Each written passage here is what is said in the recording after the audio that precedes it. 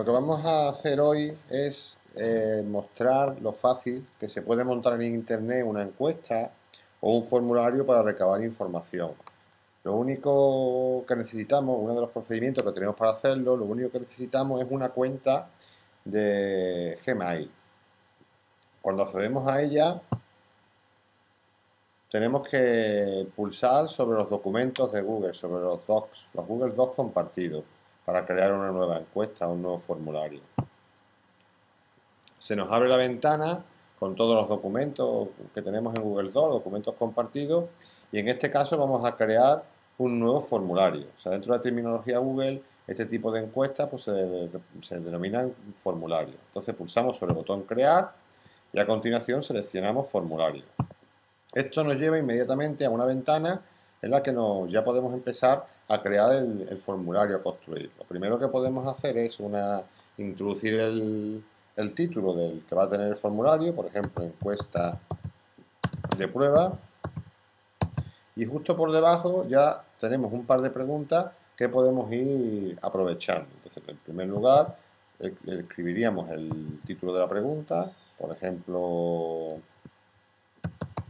dinos tu nombre, y en este caso pues es una pregunta tipo texto, en la que va a aparecer una caja, tal como esta, donde la persona, el visitante, va a poder introducir el texto que desee. También podemos escribir un texto de ayuda alternativo, por si queremos añadir o explicar un poco en qué consiste la pregunta. También, siempre que metamos una nueva pregunta, se nos ofrece la posibilidad de marcarla como obligatoria. Es decir, el formulario, un visitante que cumplimente esta encuesta, no va a poder mandarnos el resultado si no ha cumplimentado algún dato dentro de esta caja de texto.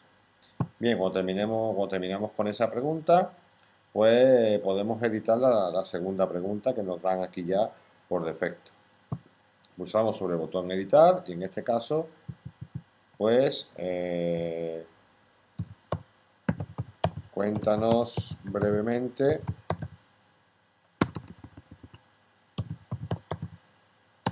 tu experiencia en internet.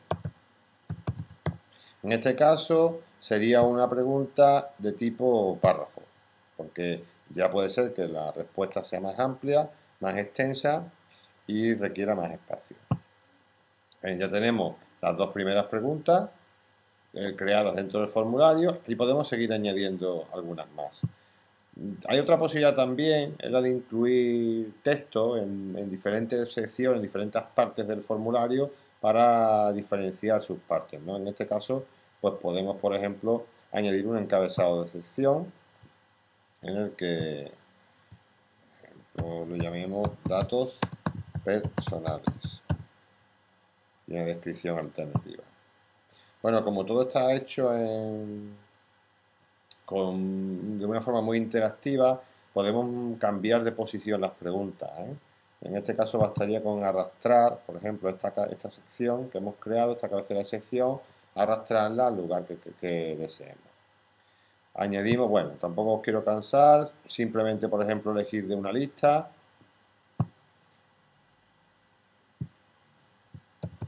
Dinos qué red social frecuentas.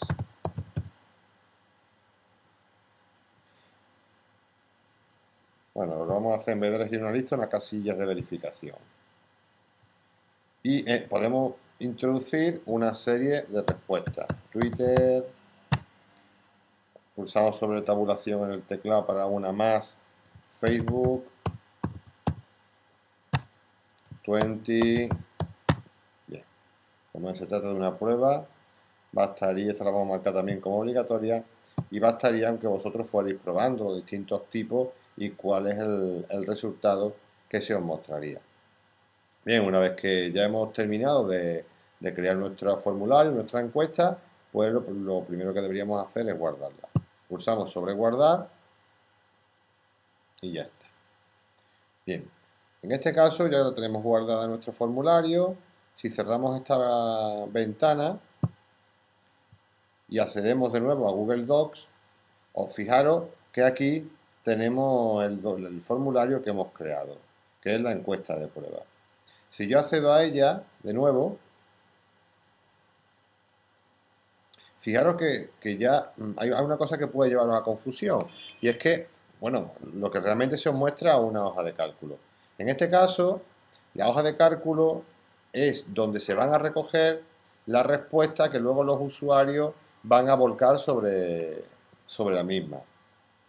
Cada línea luego se cumplimentará con el resultado, con una respuesta que haya aportado alguno de nuestros visitantes.